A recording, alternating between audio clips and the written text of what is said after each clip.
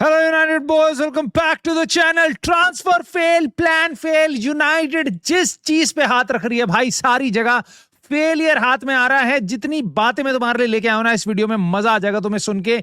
News बहुत अच्छी नहीं लगेगी बट सारी मिलेंगी तुम्हें। जिस तरीके से हम मैनेजर हंट में जा रहे हैं भाई, हम ही हंट हो रहे हैं, हम हंटर नहीं है, हमारे हंटर पड़ रहे हैं। तुम्हें मैं खबरें बताऊंगा कैसी कैसी कैसे कैसे मैनेजर हमारे जो टॉप प्रायोरिटी थे हमारे को छोड़ के जा रहे हैं भाई, यूनाइटेड नहीं आएंगे वो, और किस टाइप के मैनेजर तुम्हारे पास आएंगे इस समर में उनके बारे में बात होगी। साथ ही साथ ट्रांसफर से रिलेटेड यूनाइटेड के कुछ टारगेट समझ आए हैं जिनको मुझे दिखाई देता है यूनाइटेड इनको साइन नहीं करेगी। कुछ फुल बैक्स हैं एथलेटिको मैड्रिड से, क्रिस्टल पैलेस से और बहुत सी सही सही जगहों से। साथ ही साथ हैरी मैग्वायर के रहने से या जाने से किस तरीके से हमारे ट्रांसफर प्लान पे चेंज आएगा उसके बारे में बात करेंगे। कुछ इंटरेस्टिंग कमेंट्स हैं वेन रूनी के ब्रूनो फर्नांडिस से रिलेटेड, और साथ ही साथ जिम रैटक्लिफ ने अपने शब्द वापस ले लिए हैं बट क्या वो काफी है, सारी टॉपिक्स पे डिस्कशन करेंगे। बट प्लीज आप अभी रुक के लाइक, सब्सक्राइब और हाइप का बटन जरूर दबा देना क्योंकि वो बहुत ही अमेजिंग कंट्रीब्यूशन होती है। जैसे it's like assist, be Bruno Fernandes and do that. Like, subscribe and hype, and please comment करके अपने थॉट्स इन टॉपिक्स पे बताना क्योंकि भाई मैं तुम्हें सबसे पहले ले चलता हूं दूरदेश।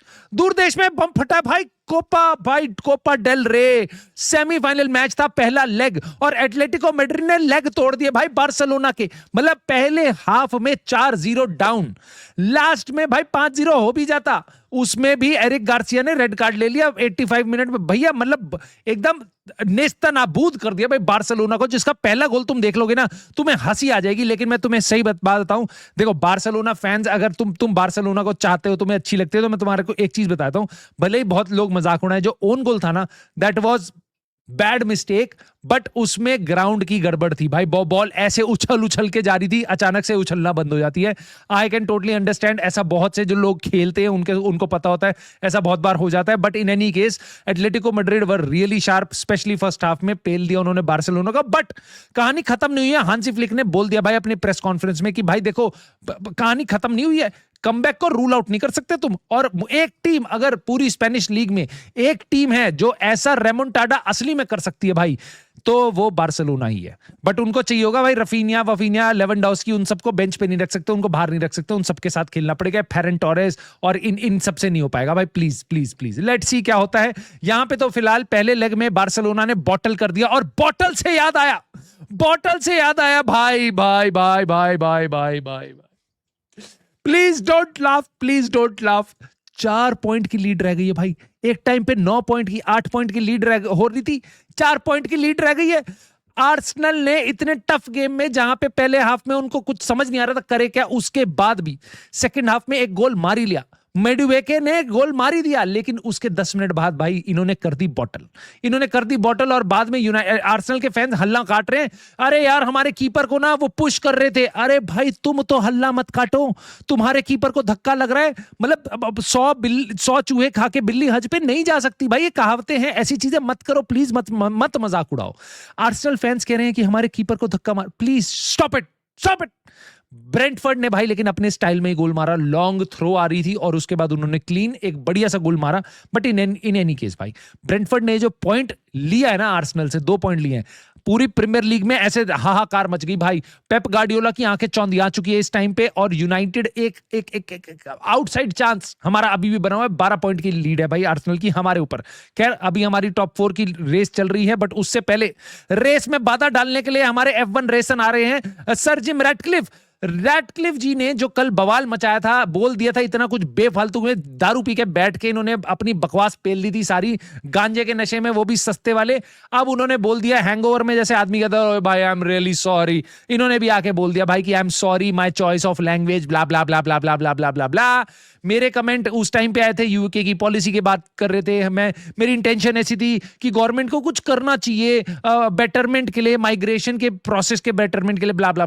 भाई इसकी बातों से साफ मुझे ऐसा लग रहा है इसको बोला गया भाई कुछ बोल दो, वरना अगर इसकी अंदर से सॉरी नहीं है। प्लीज अगर तुम इसकी बात में आ सकते हो तो भाई तुम, मतलब मुझे नहीं लगता कि तुम किसी भी बिलियनियर पे ट्रस्ट नहीं करते होगे, क्योंकि सब अच्छी बातें बोलते हैं भाई। ये अभी आके अपना को ओवरऑल काम डाउन कर रहा है सिचुएशन वगैरह, मेरे को गालियां कम दो, इसलिए अंदर से वो जो था वो निकल चुका है बाहर। ठीक है, खैर यूनाइटेड, मैनचेस्टर यूनाइटेड, हम रैटक्लिफ नहीं है, हम रेडक्लिफ की कंपनी नहीं, यस वो को ओनर है, but we are Manchester United. हम उससे पहले भी थे, हम उसके बाद भी रहेंगे। तो वी आर अ ब्रांड। हमने आके अपनी स्टेटमेंट डाल दी कि यूनाइटेड ने एक बोल दी कि हम बहुत डाइवर्स ग्रुप है, इंक्लूसिव हैं, हमने आज तक इतनी सारी चैरिटी करी है LGBTQ कम्युनिटी के लिए, डिसेबल कम्युनिटी के लिए, इनके लिए, उनके लिए, इमिग्रेंट्स के लिए, इसे हमने बहुत कुछ किया है। तो प्लीज हमें एसोसिएट मत करो, हम हमेशा डाइवर्स रहे हैं, हम इन चीजों से बेसिकली अटैच नहीं होते। मुझे लग रहा था भाई ये होगा, जो हो गया चलो बात खत्म है। यूनाइटेड को तो आके क्लियर करना चाहिए था। बट सबसे बढ़िया कमेंट मेरे को इस पूरी कहानी में लगा एंडी बर्मन का ना। अब तुम लोग उसको जानते नहीं होगे अगर ज्यादा से ज्यादा लोग, तो मैं तुम्हें बताता हूं ये क्यों, और ये क्यों बंदा इंपॉर्टेंट है मेरे लिए भी। ये वो बंदा है मैनचेस्टर का मेयर जो रेडक्लिफ जी को हेल्प कर रहा है कि भाई तुम जाओ नया स्टेडियम बनाओ, हम तुम्हारे साथ हैं। रेडक्लिफ तुम संघर्ष करो, हम तुम्हारे साथ हैं। भाई ये वही बंदा है, यही बंदा है जो कमेटियां बना के दे रहा है कि भाई ये लो, हम आसपास का एरिया बना लेंगे, तुम अपना क्लब के ऊपर डेट डाल के स्टेडियम बना लेना, पूरी रीडेवलपमेंट हो जाएगी, ठीक है। और बोल देंगे इसको कि हम नौकरियों के लिए कर रहे हैं, Wembley of the north, blah blah blah. Glazers का पीछे से पैसा लगाया, रेडक्लिफ का यहाँ पे नाम लगाए, इनको एक काम करना है। एंडी बर्मन के साथ ये काम कर रहे थे। बट एंडी बर्मन भाई पॉलिटिकली मैं तुम्हें बताता हूं, जो रेडक्लिफ ने बोला है वो राइट विंग आइडियोलॉजी है, Andy Burnham left wing ideology है। और लेफ्ट विंगर ने आके एक लेफ्ट विंगर शॉट मार दिया भाई। उसने बोल दिया अगर किसी को क्रिटिसाइज करना है ना, तो भाई लोगों को और माइग्रेशन पॉलिसी को मत करो। वो कह रहा है उन लोगों को करो जो हमारे यहां कुछ कंट्रीब्यूट नहीं करते हैं और हमारे प्राउडेस्ट इंस्टीट्यूशन से पैसा निकाल के यहां से बाहर ले जाते हैं। मतलब रेडक्लिफ के बापा उसके लिए भाई ग्लेजर्स के लिए बात बोल दी एंडी बर्मन ने। और यहां पे मेरे को लग रहा है भाई कि क्या इस बेवकूफी वाली स्टेटमेंट के कारण जो नया रीडेवलपमेंट का प्रोजेक्ट है जिम रेडक्लिफ का, क्या वो यहां पे खराब हो सकता है जस्ट बिकॉज कि उन्होंने दारू पी के इतनी सारी बातें बोल दी हैं। सो ये चीज मेरे को सबसे अच्छी लगी, तो मैं तुम्हारे साथ लाना चाहता था। आई जस्ट होप इसके बाद वो वापस पैसा खा पाके जिस भी तरीके से स्टेडियम बनवा रहा है वो चीजें कंटिन्यू ना करे। बट खैर, let us move on to some more failures of Manchester United. Who doesn't love that, right? इस टाइम पे भाई इतने सारे फेल, हर जगह भाई माइकल कैरिक और उसकी टीम है जिसने थोड़ी सी इज्जत बचा रखी है, वरना तो भाई क्लब ऊपर से लेके नीचे तक भाई एकदम ऐसे खून में फेलियर भरा हुआ है, मेरे को तो ऐसा लग रहा है। टॉमस ट्यूकल और रॉबर्टो डिजर्बी, जब एरिक टेन हाग को निकाला जा रहा था ना, तो ये दोनों लास्ट कैंडिडेट थे, ठीक है। उसके बाद उन्होंने एरिक टेन हाग को कंटिन्यू कर दिया और उसके बाद इनका दिमाग चेंज हो गया, इसलिए रूबेन अमरीम पे चले गए। टॉमस ट्यूकल को इस बार भी ये लेना चाह रहे थे, बट अभी क्या क्लैरिफिकेशन आ गई। टॉमस ट्यूकल इंग्लैंड के साथ उसका कॉन्ट्रैक्ट खत्म हो रहा था इस वर्ल्ड कप में, समर में वो फ्री में आ जाता यूनाइटेड में, उसने कर लिया कॉन्ट्रैक्ट एक्सटेंड। सो टॉमस ट्यूकल की कहानी हो गई खत्म, ठीक है। टॉमस ट्यूकल खत्म, चैप्टर ही क्लोज। एक फेलियर यूनाइटेड की हेड टॉप लिस्ट में था। उसके बाद एक बंदा और था टॉप लिस्ट में। अभी खबर आ गई भाई एथलेटिक्स से कि कार्लो एंसेलोटी भी इस साल के वर्ल्ड कप के बाद 4 साल का कॉन्ट्रैक्ट एक्सटेंड कर रहा है ब्राजीलियन नेशनल टीम के लिए, और भाई वो 2030 तक रहेगा वहां पे। सो भाई ये था दूसरा ऑप्शन, और फ्रैंकली तुम्हें बताऊं मेरी लिस्ट में सबसे बढ़िया ऑप्शन, मैं चाह रहा था अगर कोई आए तो कार्लो एंसेलोटी, बट मेरे दिल और दिमाग पे सारी जगह पानी फिर गया। और यूनाइटेड की उम्मीदों में भी ये दूसरा मैनेजर है जो जा चुका है यहां से, जो टॉप मैनेजर हो सकता था। तीसरे मैनेजर को लेके आओ, रॉबर्टो डिजर्बी।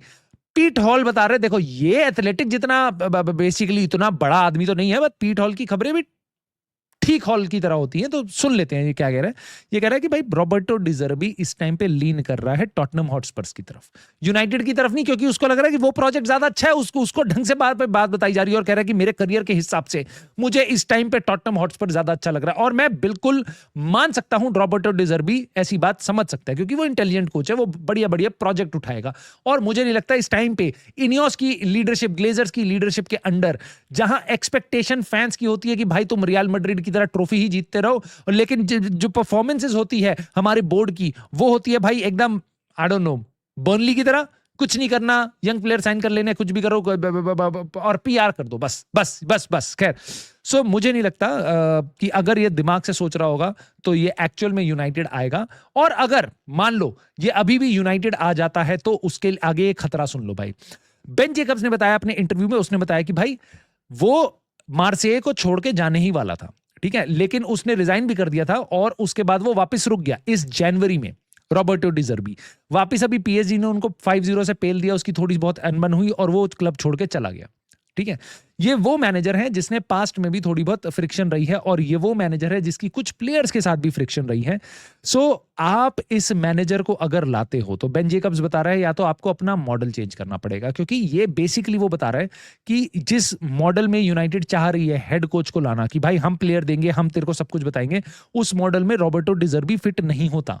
वो कह रहे हैं कि उसको सिग्निफिकेंट से चाहिए अपने रिक्रूटमेंट के प्रोसेस में, और किस किस को ला रहे हो, कैसे ला रहे हो, उसमें उसको अपनी बात मनवानी होती है।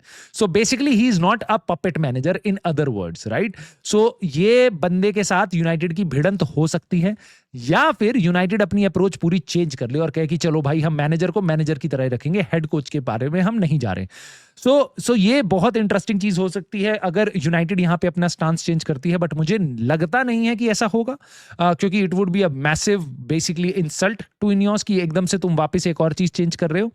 सो ले दे के मुझे लगता नहीं है भाई ये बंदा आएगा, और आएगा तो मैं तुम्हें बता रहा हूं इसकी लड़ाई हो जाएगी, इसकी लड़ाई हो जाएगी, क्योंकि टोपलू पोपलू जो हमने पाले हुए हैं वो इससे भिड़ जाएंगे, क्योंकि ये चाहेगा, एक्चुअल में डिमांड करेगा चीजें जो कि यूनाइटेड पूरी नहीं कर पाएगी। उसके अलावा भाई बेन जेकब्स ने कुछ मैनेजर्स के नाम और बताए हैं। उन्होंने बताया कि पोचेटिनो, उसको भी बहुत ज्यादा यूनाइटेड एडमायर करती है और बेसिकली टॉटनम के साथ भी उसके लिंक आ रहे हैं। कोई बड़ी बात नहीं है भाई, यूएस भी कह दे उसको पोचेटिनो को कि भाई तू रुक जा और तुम्हारे साथ एक्सटेंड कर ले। नैगल्समैन का नाम आ रहा है और उसमें कह रहे कि कोई मेरे को, बेन जेकब्स ने बताया कि कोई मेरे को नहीं पता कि कोई इंफॉर्मेशन की यूनाइटेड उसके साथ कोई बातचीत कर रही है नैगल्समैन के साथ ना। उसके अलावा ओलिवर ग्लासनर, मार्को सिल्वा, एरियोला, इन तीनों के नाम हमने पहले भी सुने हैं, क्योंकि ईपीएल में अच्छे गेम्स यही खिला रहे हैं इस टाइम पे और ठीक ठाक कर रहे हैं तो पिछले 2-3-4 साल से, तो इसलिए इनका नाम यूनाइटेड के साथ लिंक हो रहा है। ओलिवर ग्लासनर ऑलरेडी फ्री है इस समर में, तो may be he can come, क्योंकि वो सस्ता ऑप्शन है। बट मुझे ऐसा लगता है भाई कि इन तीनों मैनेजर्स में, ग्लासनर, सिल्वा, एरियोला, अगर कोई आएगा तो I think it would be a risk, क्योंकि उन्होंने वापस जो आप जिस तरीके से आपने टेन हाग को निकाला और बाद में बोलो maybe the club was too big for him, एमरिम को maybe the club was too big for him, तुम यही चीजें इनके साथ चिपकाओगे, क्योंकि इन्होंने बहुत अच्छा काम किया छोटी टीम के साथ। कोई बड़ी बात नहीं है ये बड़ी टीम के साथ एकदम फट जाए इनकी, ठीक है, क्योंकि यही देखा है हमने बहुत सारे मैनेजर्स के साथ, देख लिया भाई, बहुत सारे मैनेजर छोटे क्लब से बड़े क्लब में ट्रांजिशन होते होते एकदम खत्म हो जाते हैं। ठीक है, तो मेरे को डाउट रहेगा इस चीज में, इन तीनों में आते हैं। ऑफ कोर्स कोई आएगा तो हम सपोर्ट करेंगे, बट मोटी बात है कि मेरे को डाउट है कि क्या ये इतने बड़े ड्रेसिंग रूम को, क्या ये इतने बड़े प्रोजेक्ट को हैंडल कर सकते हैं, क्योंकि बाकी क्लब में मैनेजर का काम मैनेज करना होता है, यहाँ पे साला मीडिया के लिए एक मैनेजर रखना चाहिए अलग से। सो बहुत भसड़ वाला काम है भाई। मैं कॉन्फिडेंट नहीं हूं कि ये मैनेजर्स वो चीज टर्न आउट कर सकते हैं। नेगल्समैन अगेन, उसका एक्सपीरियंस बड़े क्लब्स के साथ कितना है, बायर्न म्यूनिख के साथ है, राइट, उसके अलावा कितना है, क्या वो यूनाइटेड की प्रॉब्लम झेल पाएगा, I am not sure. Excellent manager है, but United is a beast यार, बीस्ट, ठीक है। सो शेर की सवारी करने वाली बात है भाई। सो ये वाला चक्कर है। Pochettino may be, but again I am not sure कि पोचेटिनो आएगा, और ये सारे क्राइटेरियाज में फिट होता है। बाय द वे ये इंग्लिश प्रीमियर लीग को प्रूवन भी है, लोगों इसको बेसिकली लाइक भी करते हैं, इसकी कोई भिड़ंत भी नहीं होगी किसी से, मीडिया से भी इसकी भिड़ंत नहीं होगी। सो ये एकदम फिट बंदा है, बट ये कितना चलेगा नहीं चलेगा वो पता नहीं, क्योंकि पीएसजी वगैरह में इसका दाल ज्यादा नहीं गली। नाउ उसके अलावा एक और न्यूज आई है, देखो ये रॉब डॉर्सेट ने बताई है स्काई से, जिसको मैंने कहा तुम्हारे साथ दोनों न्यूज ना साथ साथ ही लाता हूं, क्योंकि मैं तुम्हें ये भी बताता हूं मुझे लगता क्या है होगा। तो खैर स्काई वाले जर्नलिस्ट ने ये बताया भाई कि देखो सीजन के एंड तक यूनाइटेड डिसाइड करेगी, अभी कुछ उन्होंने डिसाइड नहीं किया, और they are very happy with the, इस टाइम पे वो बहुत खुश हैं जो करंट सेटअप है ना, Michael Carrick, Steve Holland, Jonathan Woodgate, Trevor Binnion and Jonny Evans, मतलब बेसिकली जो सारे आउट ऑफ जॉब एवेंजर्स थे जिनको कोई देखना नहीं चाह रहा था, उनको इकट्ठा करके यूनाइटेड बहुत खुश है। ऑफ कोर्स खुश होगी भाई, 4 विन्स मिली हैं, 1 ड्रॉ मिला है 5 गेम में जब से ये लोग आए हैं, राइट। बट मैं आपको बता रहा हूं भैया, माइकल कैरिक एक बार को अच्छा मैनेजर हो, लेकिन ये कितनी भी मार्केटिंग कर ले, मैं मानने को तैयार नहीं हूं कि Jonny Evans, Trevor Binnion, Jonathan Woodgate, Steve Holland, ये सारे के सारे जो आउट ऑफ जॉब लॉन्डे घूम रहे थे, ये सारे के सारे बहुत ही बढ़िया लोग हैं, ठीक है। माइकल कैरिक को मैं फिर भी एक आंख भालूंगा भाई, वो भी हमारा वो लेजेंड है, ठीक है, बट ये सारे के सारे भाई फिसड्डू हैं, कुछ गेम में सामने आ जाएंगे और पता चल जाएगा। लॉन्ग रन में आप इनके साथ नहीं कर सकते। अगर आपको माइकल कैरिक को भी रखना होगा तो आपको बहुत ही सॉलिड, जैसे रैटक्लिफ बोलते हैं ना बेस्ट इन क्लास, वैसे लोग लाने पड़ेंगे, उसके असिस्टेंट कोचेज, ये टॉप क्वालिटी वाले, ठीक है। ये लोग वो नहीं है। अभी ये वाइब पे हम चल रहे हैं इस टाइम पे, एंड आई जस्ट होप कि वाइब कंटिन्यू रहे in terms of the results. But yes, ऐसे लोग हमारे साथ रहेंगे। I am not sure if it would be a good idea. Now moving on to the players दोस्तों, क्योंकि मुझे पता है तुम्हें प्लेयर से बहुत ज्यादा फर्क पड़ता है, तो ये सुनो खबर। बेन जेकब्स ने बताया कि अगर रूबेन एमरिम भी जो था वो लेफ्ट बैक के लिए पुश कर रहा था, ऑफ कोर्स तभी उसको निकाला है, वो प्लेयर्स मांग रहा था। माय गॉड, कौन सा मैनेजर प्लेयर्स मांगता है भाई मैनेजमेंट से? My God. खैर आगे सुनते हैं। वो कह रहे हैं कि कैरिक को कोई बहुत ज्यादा वैल्यूड ओपिनियन और इस टाइम पे फर्म ओपिनियन नहीं है कि नहीं मुझे ये चाहिए वो चाहिए। वो अभी खुश है, वो कह रहा है मैं जो भी है मैं मालिक में काम चला लूंगा, ठीक है। मोटी बात ये है। खैर बेन जेकब्स ने बताया कि बेसिकली यहां पे कोई कॉन्क्रीट फुलबैक टारगेट्स नहीं है। यूनाइटेड के पास एक बड़े एक क्लब के पास, एक फुटबॉल क्लब के पास कोई आइडेंटिफाइड कॉन्क्रीट फुलबैक टारगेट्स नहीं है, ठीक है। इस टाइम पे फोकस उनका यह है कि लेफ्ट विंग साइन कर लेते हैं, लेफ्ट बैक छोड़ दो, फुल बैक छोड़ दो, एक ऐसा फुल बैक वाली पोजीशन छोड़ दो जहां पे एक तरफ तुम्हारा डिएगो डेलो खेलता है और एक तरफ ल्यूक शॉ खेल रहा है। वर्ल्ड कप आ रहा है, वर्ल्ड कप खत्म होगा, ल्यूक शॉ वापस पहुंच जाएगा मेडिकल रूम में। तुम भी जानते हो, मैं भी जानता हूं, ठीक है। एक दूसरे को धोखा देने की बात नहीं है, ठीक है। तुम भी जानते हो, मैं भी जानता हूं। उसके बाद कौन है? मलासिया जी चले जाएंगे, जो है भी नहीं किसी काम के। डोरगू पता नहीं आगे खेलेगा पीछे खेलेगा, कर क्या रहे हम करके, लेकिन हम पे कोई आइडेंटिफाइड फुल बैक नहीं।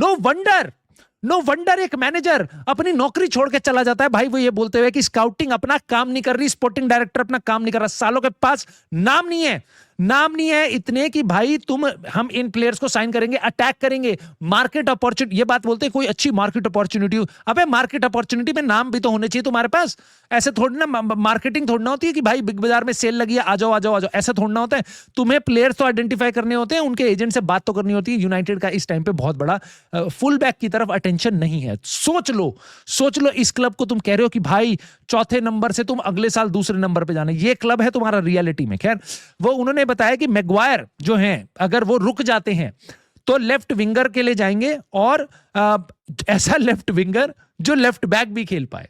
अनदर पेट्रिक डोरगू, जो भाई लेफ्ट विंगर हो लेकिन लेफ्ट बैक भी खेल पाए। My God. खैर अगर मैग्वायर जाते हैं तो उसके बाद एक लेफ्ट साइडेड सेंटर बैक लेके आएंगे, ये जो लेफ्ट बैक भी खेल सकता है। इतना वर्सेटाइल, मतलब एक वो होते हैं ना जैक ऑफ ऑल ट्रेड्स, इनको पूरी टीम में वो भरने। मास्टर ऑफ नन, नहीं, वो नहीं चाहिए। मतलब हम ऐसा प्लेयर नहीं लाएंगे कि हाँ भाई हमें 2 लेफ्ट बैक दे दो, 2 लेफ्ट सेंटर बैक दे दो, जो बढ़िया टॉप क्वालिटी हो, जो आपस में। नहीं, हमें ऐसा चाहिए एक पोजीशन वाला जो वहां पे राइट विंग खेल ले, राइट विंगर ऐसा चाहिए जो स्ट्राइकर खेल ले, ब्रायन म्बूमू, और स्ट्राइकर ऐसा चाहिए जो गोलकीपिंग भी कर ले जब जरूरत पड़े। हम इस तरीके के प्लेयर ढूंढ रहे हैं भाई, एकदम सस्ते किफायती, जो बढ़िया मतलब सस्ते दाम में, मतलब मोर इफेक्ट मिले वर्सिटैलिटी। भाई देखो वर्सिटैलिटी स्क्वाड में बहुत इंपॉर्टेंट होती है, बहुत, बट एक हद तक। जैसे क्रिकेट देखते हो तुम, ऑलराउंडर चाहिए होता है भाई, बैटिंग भी कर ले जरूरत पड़े तो, बॉलिंग भी कर ले जरूरत पड़े तो, बट पूरी टीम ऑलराउंडर की नहीं बना सकते तुम।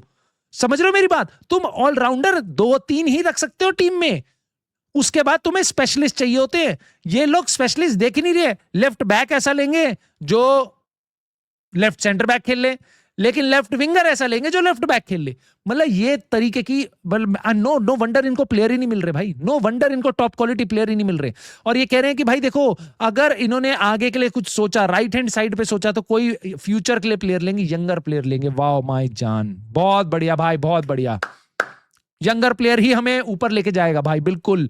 तुम्हें ही मिल रहा है नेक्स्ट क्रिस्टियानो रोनाल्डो। खैर बेन जेकब्स ने इंपॉर्टेंट बात बताई है भाई कि ग्रिमाल्डो को देख रहे थे पिछले समर में, बट हमने कोई अप्रोच नहीं ली। बायर लेवरक्यूजन का, जर्मनी का वाला प्लेयर भाई Grimaldo, I am sorry Spain का प्लेयर है शायद। सो ग्रिमाल्डो को हम देख रहे थे, लेफ्ट बैक खेलता है, लेफ्ट विंग बैक खेल रहा था बायर लेवरक्यूजन में, ज़ाबी अलोंसो के सिस्टम में।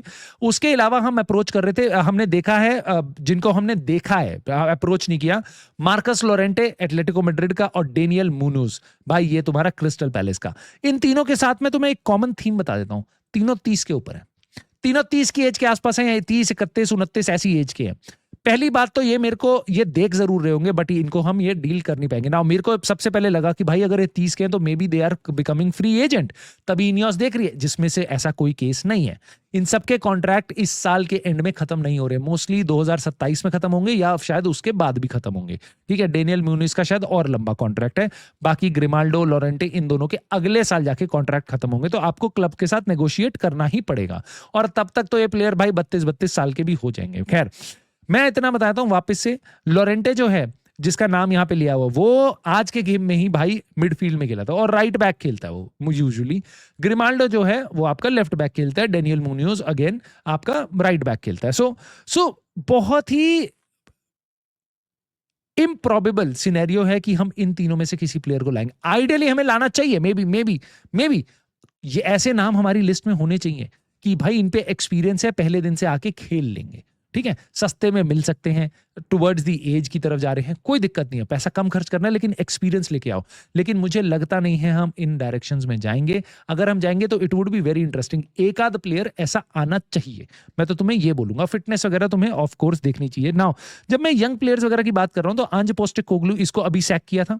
ठीक है, तो इसने आके अभी बात बोली है भाई ओवरलैप पे टॉटनहम हॉटस्पर्स के बारे में। उसने कहा कि भाई Tottenham are not a big club.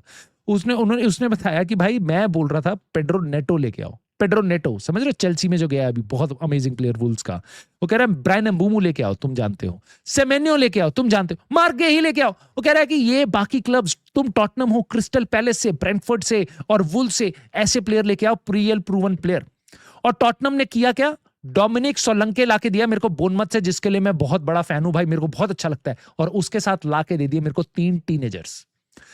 समझ रहे हो ये बात क्या कह रहा है वो? यहां पे मैनेजर सैक हो चुका है, मुझे पता है, मजाक उड़ा लो, हमारे को ही हराया था उसने, जो भी है, लेकिन तुम समझो भाई, ये एक मैनेजर है, उसकी डिमांड क्या है कि भाई तुम्हें सरवाइव करना है, मेरे को एक्सपीरियंस पीएल प्रूवन प्लेयर लाके दो, और मेरे को दे दिए इन्होंने टीनेजर लाके। और कौन से क्लब में ऐसा होता है? अगर टॉटनहम बड़ा क्लब नहीं है तो ऐसा और छोटा क्लब कौन सा है? मुझे प्लीज कमेंट करके बताओ, ऐसे कौन से क्लब में ऐसा होता है जो हम बेसिकली चाह रहे होते हैं कि भाई हमें एक्सपीरियंस प्लेयर मिले इस दलदल से निकलने के लिए, लेकिन हमें मिल जाते हैं 20 साल के लेचे के विंगर्स। समझ रहे हो तुम मेरी बात? वो मेरे को बता देना। और जाने से पहले भाई ये कमेंट में तुम्हें पढ़वा देता हूं, क्योंकि वेन रूनी ने बोला है भाई ब्रूनो फर्नांडिस के बारे में। ये बात मैं तुम्हें क्यों बता रहा हूं, बोला क्या है? वो कह रहा है कि फुटबॉल इंटेलिजेंस टॉप लेवल पे बहुत ज्यादा फर्क ला देती है, और ब्रूनो बहुत ही इंटेलिजेंट बंदा है, वेरी सिमिलर टू मी।